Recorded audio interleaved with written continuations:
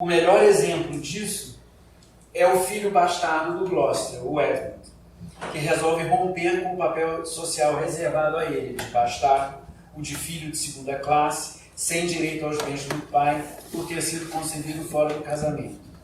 Ao querer usurpar a herança do filho legítimo, ao se revoltar contra os tabus hierárquicos da sociedade, ele é o caso acabado de alguém que resolve ditar o próprio destino, independente da sua origem, através dos seus próprios atos, e de que passa por cima dos valores coletivos anteriormente tão estáveis, inclusive, no caso dele, das leis escritas. Quer dizer, o Edmund é uma pessoa que se revolta realmente e resolve se afirmar acima dos valores dessa sociedade. Tem muitos críticos que dizem que o Edmund é um vilão de segunda classe, na galeria shakespeariana, porque ele é um vilão 99% malvado. E que os vilões shakespearianos são mais interessantes quando eles são mais divididos, como Macbeth, por exemplo, que faz o crime, mas aí tem momentos de... Primeiro tem momentos de excitação, aí decide matar o rei, de fato mata, e depois tem culpas. Esse é um vilão, digamos, mais redondo, mais complexo. E o Edmund só tem no último suspiro de vida, ele tem um minutinho de arrependimento e conta que é melhor o pessoal ir correndo para salvar a Cordélia, porque ele deu ordem para ela ser executada. Mas é o último suspiro de vida dele. Até então, ele foi de uma maldade constante, sem flutuação. E agora, esse primeiro monólogo, quando ele se declara vilão, é uma coisa espetacular.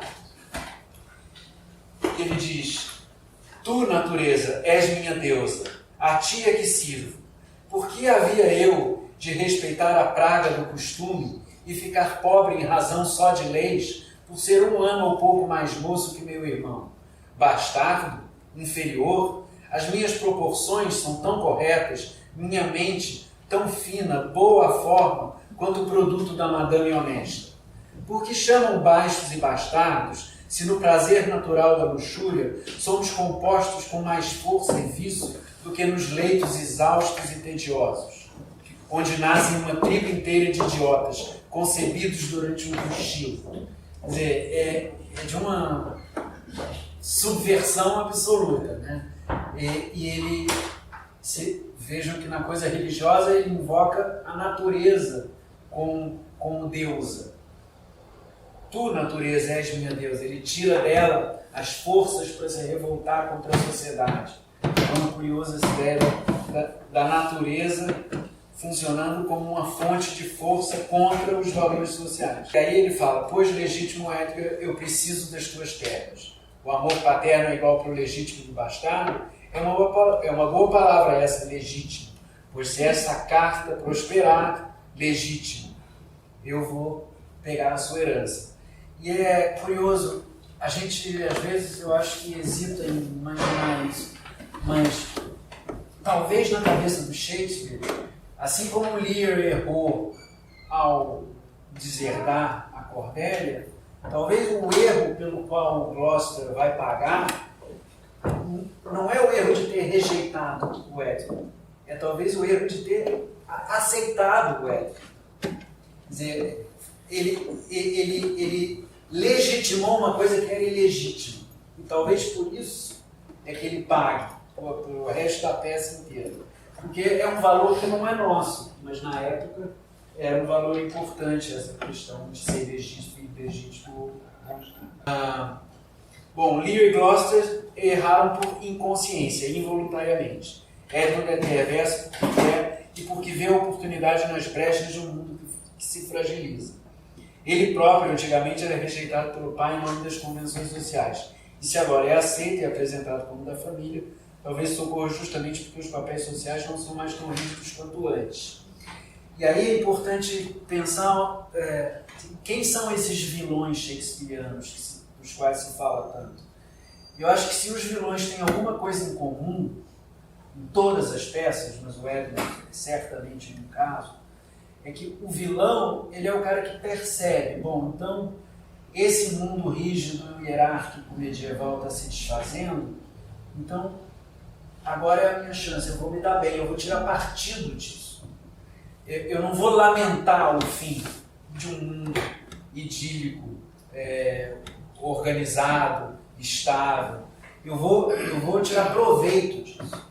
E é essa decisão de tirar proveito da decadência, das regras sociais, que eu acho que é talvez o elemento comum entre quase todos os vilões do Shakespeare. Bom, mas o Edgar não é o único caso de uma pessoa que quer ocupar um lugar no encadeamento dos seres acima do seu merecimento.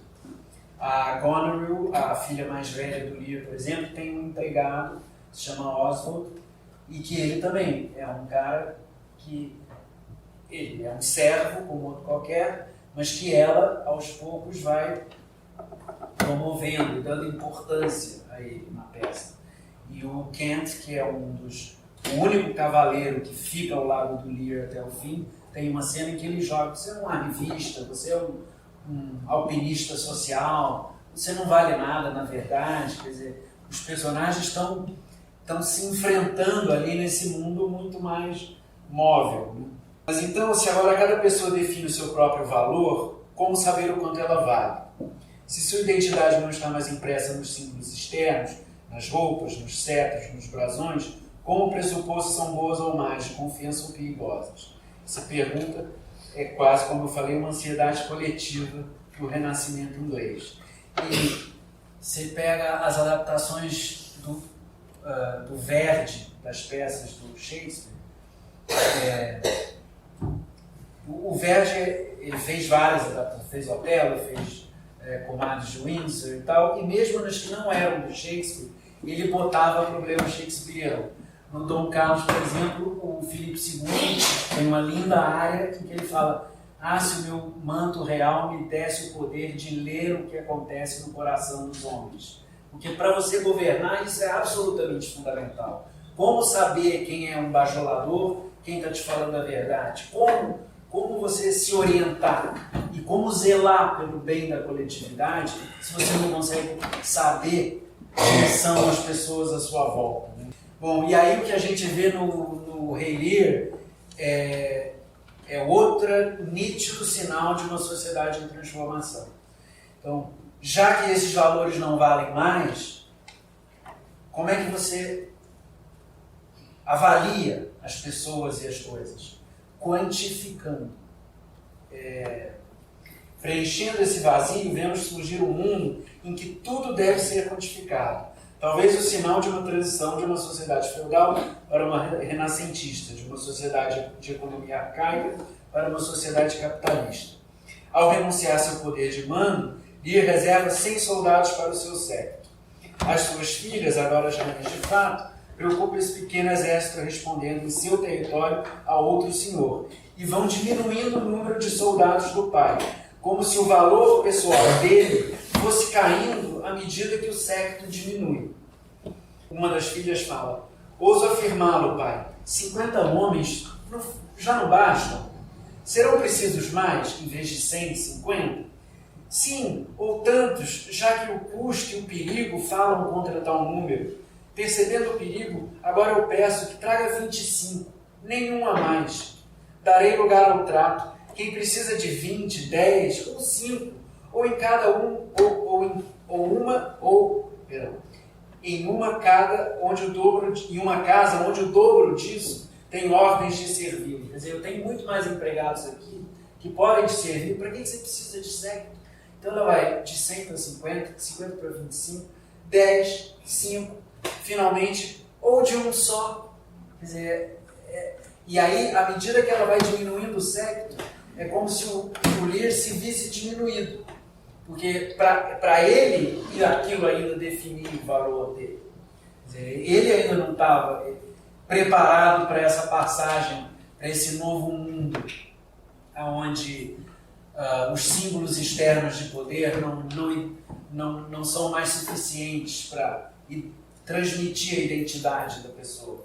E ele é rei, é um velho rei, então ele está acostumado a mandar, ele está acostumado a ser respeitado, ele está acostumado a se enxergar através desses símbolos de poder. E o que é o próprio leilão do amor que ele propõe para as filhas? Quer dizer, ele diz para elas, qual das três vai dizer que mais nos ama, para tornar mais amplo o nosso dote, pondo em debate a natureza e o mérito? Quer dizer, dependendo da declaração de amor que você me fizer, eu vou te dar um pedaço de terra maior. Então, ele também está quantificando os sentimentos delas. Mesmo ele, involuntariamente, está fazendo isso.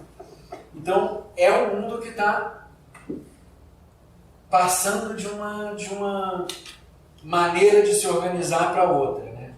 E as referências monetárias que a peça nos dá são, de novo, como as religiosas, vagas e contraditórias. Tem moedas de vários períodos sendo mencionadas ao longo da peça. Então, de novo, tem uma sensação de que esse mundo está mudando. E está mudando, e alguns personagens estão preparados para essa mudança, para enfrentar esse novo mundo, e alguns personagens, como o Lear e o Gloucester, não estão de todo. A peça exala, no entanto, uma profunda crítica a esse hábito de quantificar tudo, quantificar o valor dos outros. Então, nesse sentido, o Shakespeare era uma pessoa conservadora. Se você pegar a sensação geral que a peça transmite e projetar isso como uma profissão de fé do autor, o Shakespeare, na verdade, é uma pessoa conservadora. É muito comum falarem do Shakespeare como o inventor do indivíduo moderno e tal. E eu acho que isso tem que ser muito relativizado, porque havia uma permanência de valores medievais ali muito forte. E essa sensação geral da peça de que esse mundo da quantificação dos valores monetários, capitalistas, é uma coisa, digamos assim, degradada em relação ao mundo que existia antes, eu acho que pode indicar uma atitude um pouco diferente do que se costuma imaginar por parte do Shakespeare.